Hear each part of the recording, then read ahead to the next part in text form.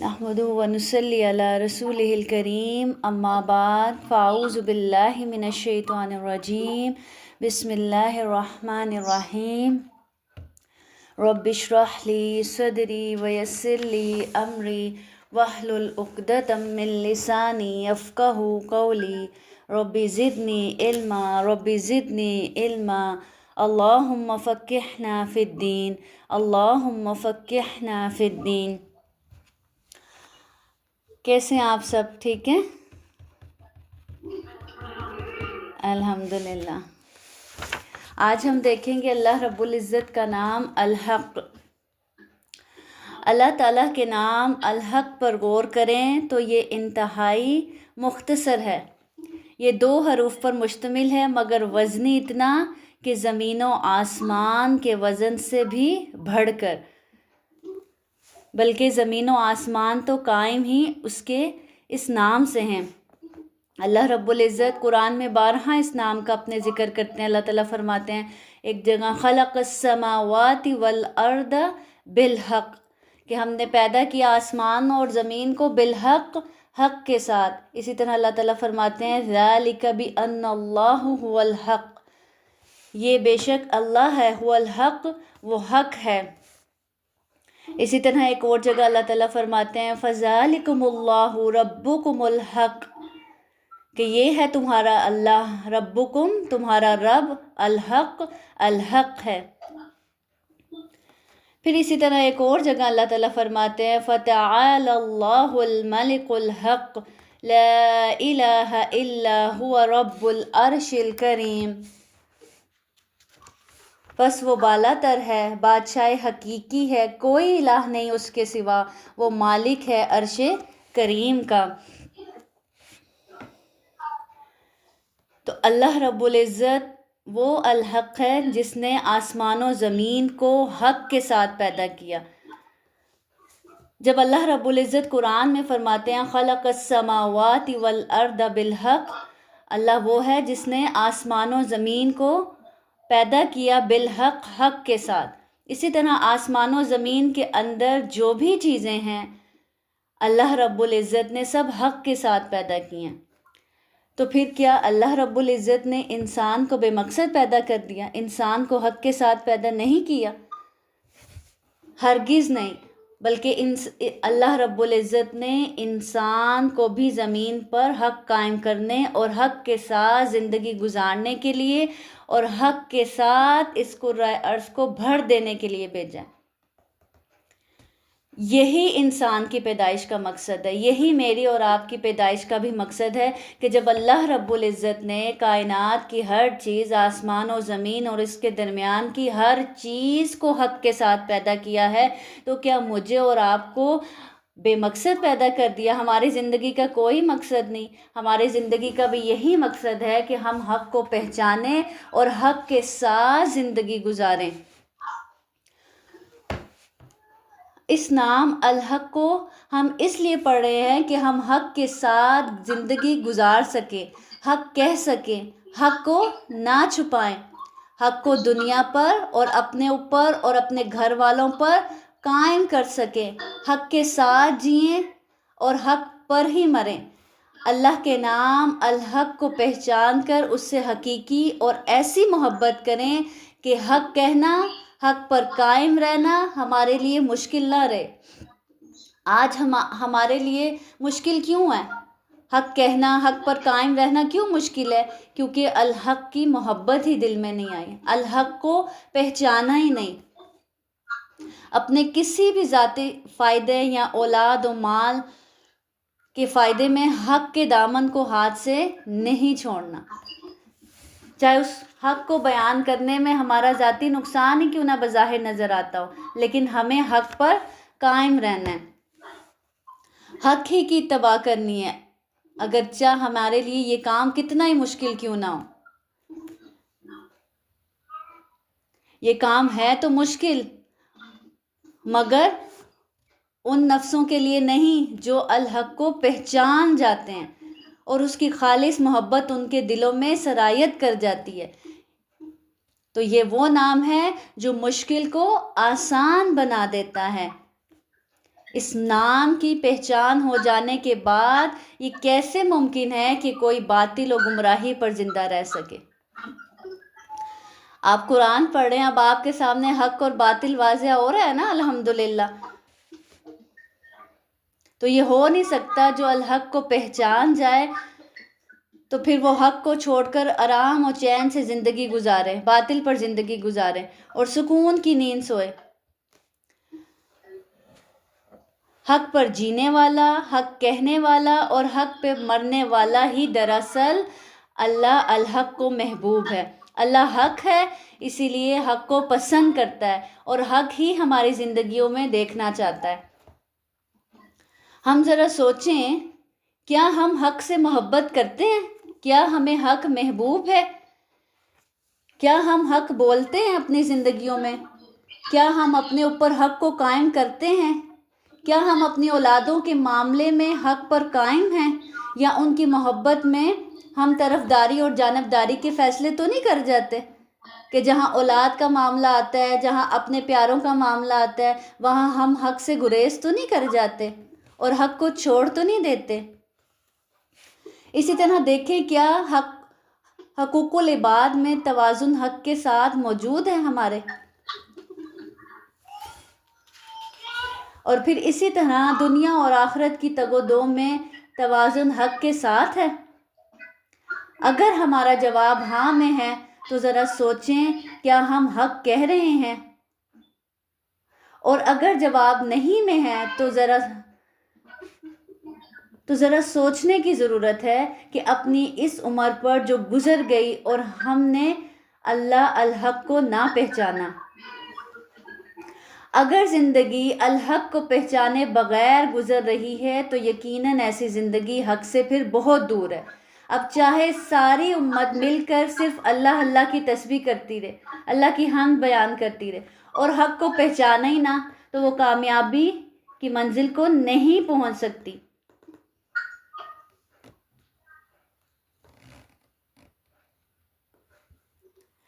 تو اگر اللہ الحق کو پہچانے بغیر موت آ گئی تو کیا جواب دیں گے اللہ رب العزت کو؟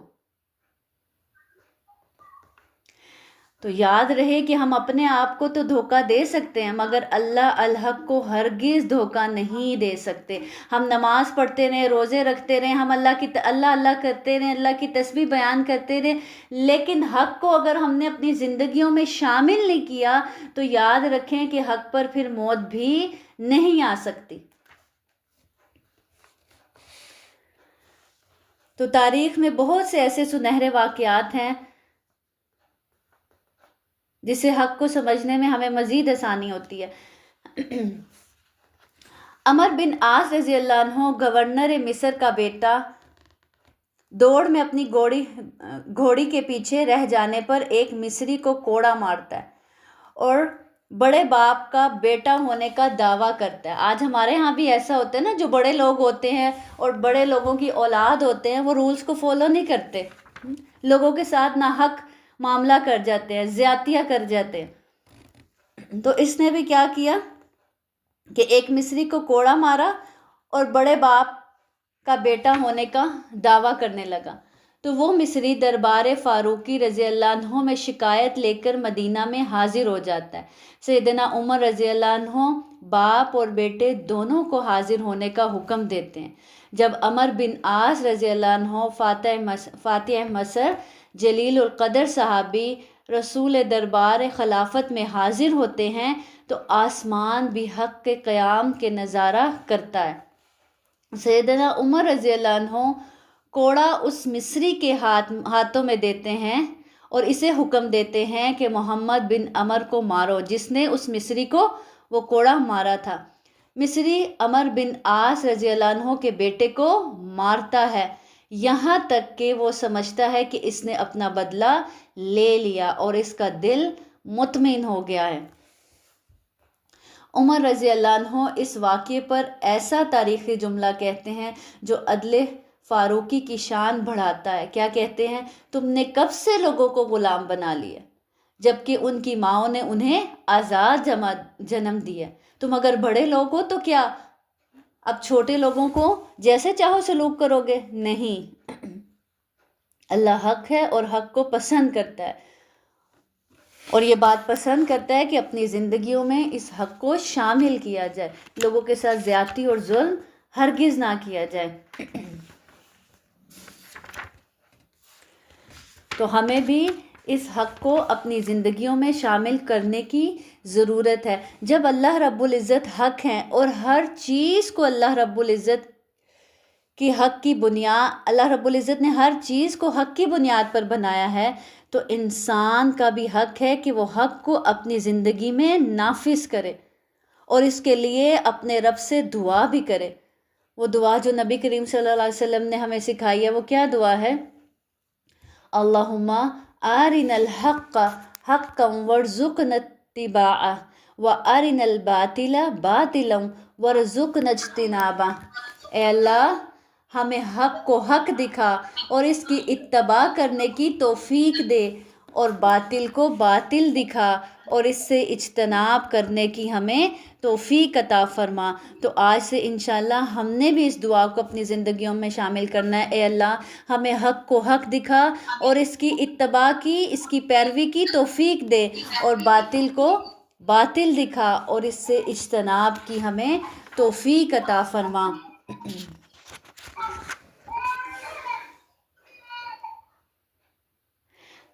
ہم دیکھیں کہ جب ہم حق کو اپنی زندگیوں میں شامل نہیں کرتے تو زمین فساد سے بھر جاتی ہے۔ حق کے قائم نہ ہونے کی ایک شکل یہ بھی ہے کہ ذمہ داریوں کو ان ذمہ داروں کی اہلیت اور قابلیت کے مطابق سپرد نہ کیا جانا۔ آج ایسا ہی ہے نا، ذمہ داریاں ان کو دی جا رہی ہیں جو اس کے اہل ہی نہیں ہیں۔ تو اس طرح کیا ہو رہا ہے کہ حقداروں کو ان کا حق نہیں مل رہا، یا دوسروں کے حقوق چھین لیے جا رہے ہیں زبردستی، اور حق دار کو اس کے حق سے محروم کر دیا جا رہا ہے۔ حق کے قائم نہ ہونے کی بنا پر ہی ہمارا معاشرہ دیکھیں برائیوں سے آج بھرا پڑا ہے،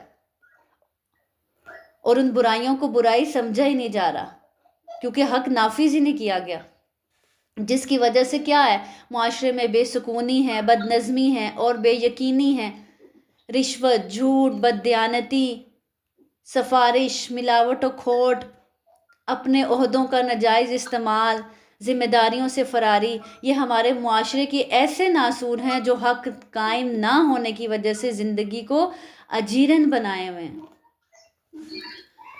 یہی وہ معاشرتی برائیاں ہیں جو پھر فساد عظیم کا باعث بن جاتی ہیں۔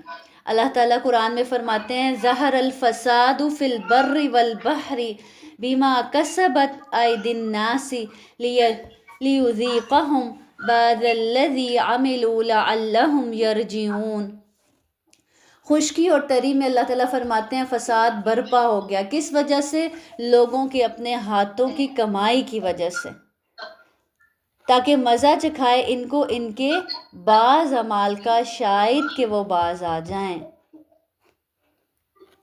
اور پھر آزمائشیں، عذاب کیوں آتے ہیں؟ اس وجہ سے آتے ہیں جو اللہ تعالیٰ کہہ رہے ہیں ان کے ہاتھوں نے آگے کمائیاں بھیجی ہیں، جو یہ ملک میں فساد برپا کر رہے ہیں، اور ان کے حق قائم نہ کرنے کی وجہ سے خشکی اور تری میں فساد برپا ہو چکا ہے۔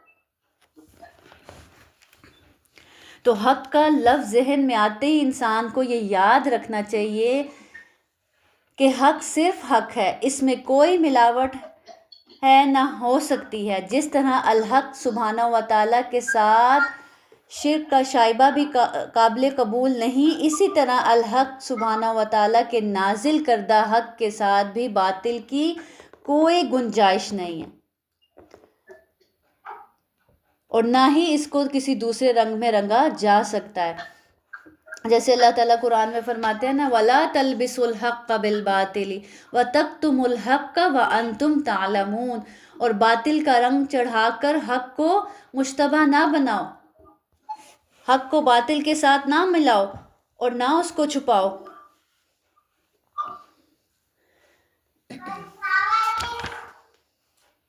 اسی طرح ایک مرتبہ سیدنا حارثہ رضی اللہ عنہ کی ملاقات حضور صلی اللہ علیہ وسلم سے ہوئی، تو نبی کریم صلی اللہ علیہ وسلم نے پوچھا، کیف اصبحت یا حارثہ، حارثہ تم نے کس حال میں صبح کی ہے؟ تو انہوں نے جواب دیا اصبحت مؤمنا حقا یا رسول اللہ، یا رسول اللہ میں نے حقیقی مومن کی حیثیت سے صبح کی ہے۔ تو رسول صلی اللہ علیہ وسلم نے جواباً پوچھا ہر بات کی ایک حقیقت ہے اور تمہارے ایمان کی کیا حقیقت ہے؟ جب انہوں نے کہا کہ میں نے ایک مومن کی حیثیت سے صبح کی ہے تو نبی کریم صلی اللہ علیہ وسلم نے پوچھا کہ ہر بات کی ایک حقیقت ہوتی ہے تو تمہارے ایمان کی کیا حقیقت ہے؟ تو جواب میں کہتے ہیں میں نے اس حال میں صبح کی ہے کہ گویا میں اپنے رب کے عرش کو بغیر حجاب کے دیکھ رہا ہوں۔ آج ہم صبح کرتے ہیں، دیکھتے ہیں نا آسمان، زمین، چرند پرند، درخت، اپنے ارد گرد کی دنیا کو دیکھتے ہیں نا، اللہ کی کائنات کو دیکھتے ہیں، تو وہ بھی کیا کہتے ہیں میں نے اس حال میں صبح کی ہے کہ گویا میں اپنے رب کے عرش کو بغیر حجاب کے دیکھ رہا ہوں۔ اور میں نے دیکھا اور میرے دل نے گواہی دی اور میں نے دیکھا اہل جنت کو کہ وہ جنت کی نعمتوں سے لطف اندوز ہو رہے ہیں۔ تو میرے دل نے گواہی دی کہ الجنت الحق، کہ جنت کیا ہے؟ حق ہے۔ اور جب آسمان کو دیکھا تو کہتے میرے دل نے گواہی دی کہ اللہم انت الحق، کہ اللہ کیا ہے؟ حق ہے۔ اور جب میں نے دیکھا اہل جنت کو کہ وہ جنت کی نعمتوں سے لطف اندوز ہو رہے ہیں تو میرے دل نے گواہی دی کہ الجنت الحق۔ آپ نے دیکھا نا قرآن کے ذریعے، قرآن نے آپ کو دکھایا نا کہ جنت میں اللہ رب العزت کس طرح اپنے مہمانوں کی مہمان نوازی کریں گے۔ تو کہنے لگے کہ میرے دل نے گواہی دی کہ الجنت الحق، جنت کیا ہے؟ حق ہے۔ وَكَأَنَّ أَرَى أَهْلَ النَّارِ يَسِيحُونَ فِي النَّارِ، گویا میں کھلی آنکھوں سے آگ والوں کو دیکھ رہا ہوں۔ قرآن نے ہمیں بھی کھلی آنکھوں سے دکھایا نا آگ والے، وہ آگ میں چیخو پکار کر رہے ہیں، تو بے اختیار میرے دل نے گواہی دی کہ النار حق، کہ آگ کیا ہے؟ جہنم کیا ہے؟ حق ہے۔ تو پھر میں نے اپنے نفس کی لگامیں دنیا کی طرف سے کھینچ لی۔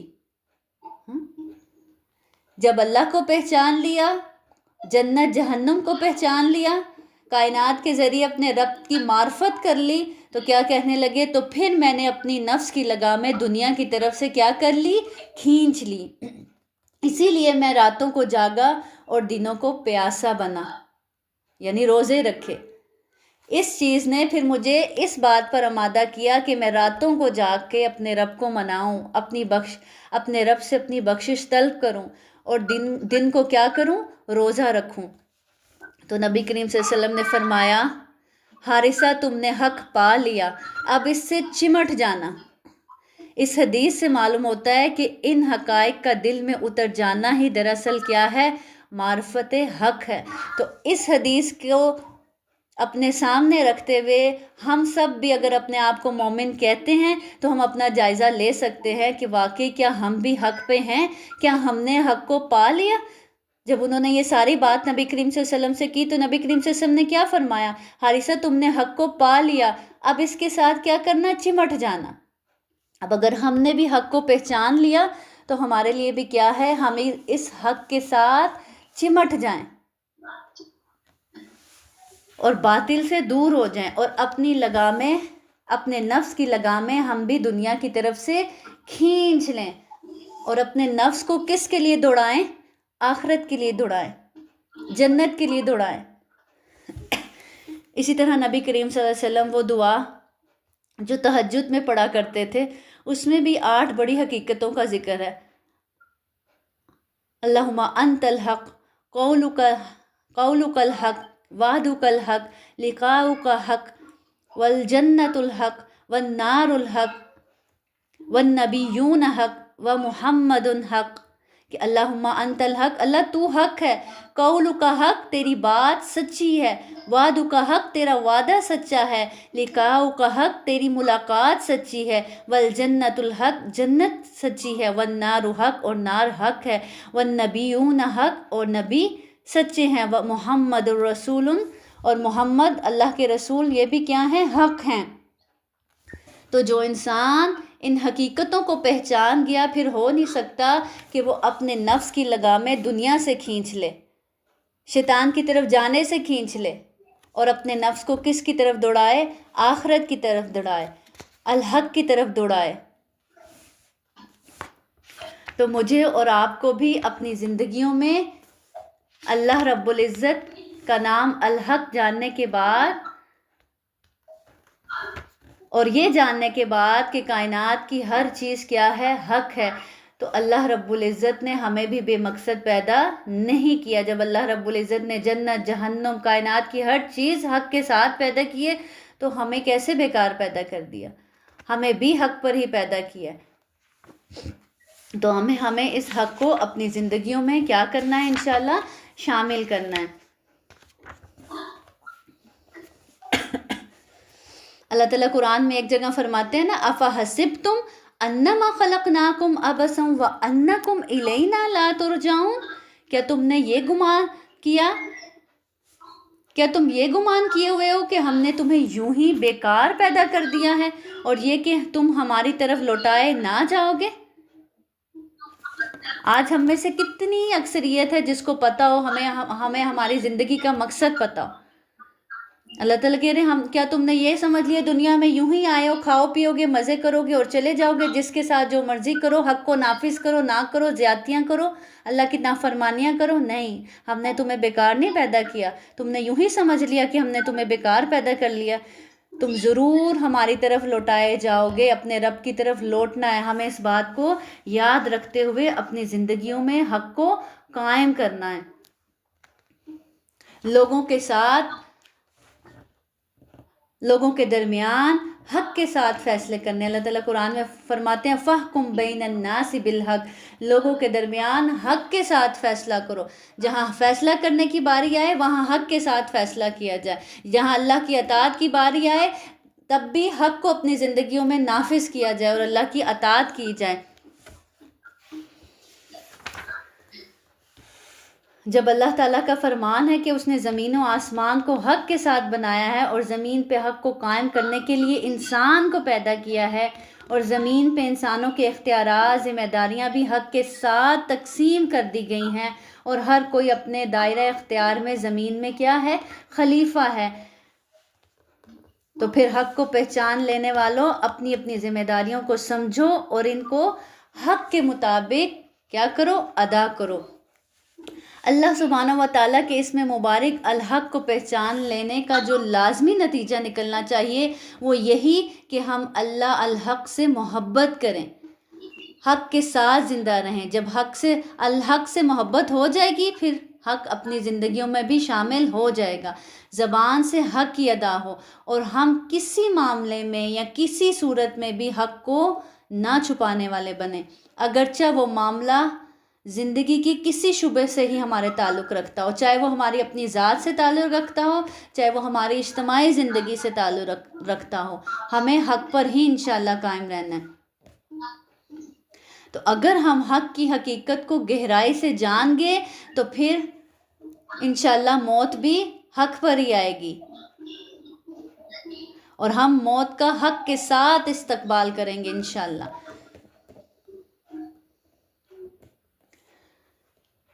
تو موت ہی ہماری زندگی کی کیا ہے؟ اصل حقیقت ہے، جس کو ہم چھپاتے ہیں۔ اس حق کو بھی ہم اپنے سے چھپاتے ہیں نا، ہم کہتے ہیں نہ ذکر کرو موت کا۔ کیوں نہ ذکر کرو؟ کہیں ہمیں تیاری نہ کرنی پڑ جائے اس کی۔ تو مرتے دم تک حق پر قائم رہنے کی ضرورت ہے۔ حدیث میں آتا ہے، ابو ہریرہ سے روایت ہے کہ نبی کریم صلی اللہ علیہ وسلم نے فرمایا، کوئی مرد یا عورت 70 سال اللہ کی عبادت میں گزارتے ہیں، پھر جب ان کے مرنے کا وقت آتا ہے، قریب آتا ہے، تو کوئی مرد یا کوئی عورت کسی ذریعے سے ورثہ کو نقصان پہنچاتے ہیں، تو ان دونوں کے لیے جہنم کا گھر واجب ہو جاتا ہے۔ یعنی ساری زندگی حق پر گزاری، لیکن دنیا سے جاتے ہوئے ورثاء کے حق میں حق تلفی کر گئے تو کیا وہ ساری زندگی جو اللہ کی عبادت میں گزاری وہ کس میں بدل گئی؟ نقصان میں بدل گئی۔ تو دونوں کے لیے جہنم کا گھر واجب ہو جاتا ہے۔ تو حقوق العباد کی ادائیگی میں بھی حق پر قائم رہنے کی ضرورت ہے، اور مرتے دم تک اس کو اپنے ساتھ تھامے رکھنے کی ضرورت ہے کہ کہیں بھی کسی کے حق میں بھی ہم سے حق تلفی نہ ہو جائے۔ آج دیکھیں معاشرے میں بگاڑ کیوں ہے، ہر کوئی اپنا حق لینا چاہتا ہے لیکن حق دوسروں کو نہیں دینا چاہتا، ان کے ساتھ زیادتی کرنا چاہتا ہے۔ تو ہم نے بھی اپنی زندگیوں میں جائزہ لینا ہے کہ کہاں کہاں ہم سے حق میں، اللہ کے حق میں کمی ہو رہی ہے، اور کہاں کہاں کس کس جگہ میں حق پر قائم نہیں رہ پاتی یا نہیں رہ رہی۔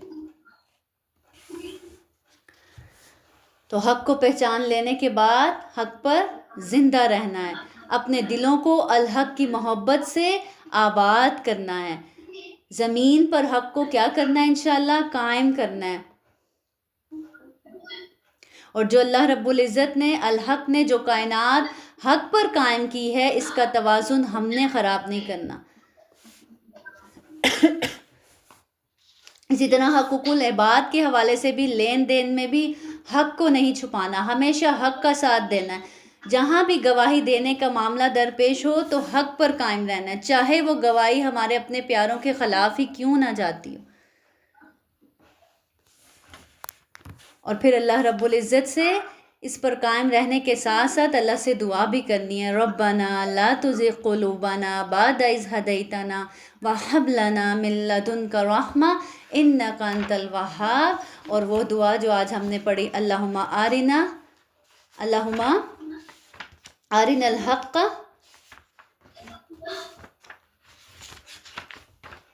اللہم ارنا الحق حقا وارزقنا اتباعہ وارنا الباطل باطلا وارزقنا اجتنابہ۔